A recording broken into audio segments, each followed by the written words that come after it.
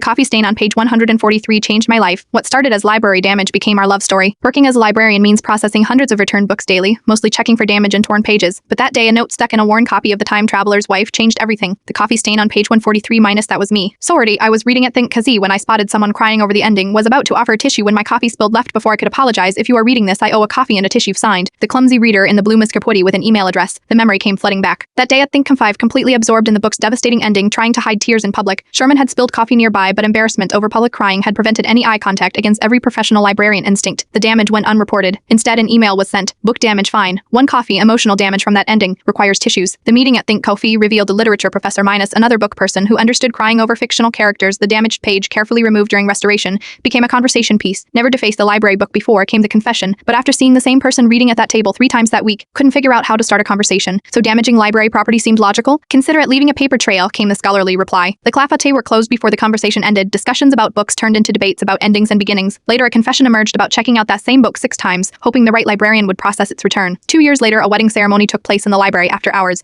That coffee-stained page, professionally framed, witnessed the exchange of vows, wedding favors, custom bookmarks featuring the infamous coffee stain. 5 years later, an anniversary gift appeared. The first edition of The Time Traveler's Wife implied a carefully recreated coffee stain marked page 143. The inscription read, "Some love stories start with a meet cute. Ours started with property damage. The library still stands. Books still get processed. Sometimes when a book returns with a phone number scribbled inside, it doesn't get reported. Instead, it gets processed with a knowing smile. Some love stories need a little property damage to begin." PS minus the coffee-stained page remains framed in the living room. A reminder that sometimes the best stories start with a damaged book and a brave note.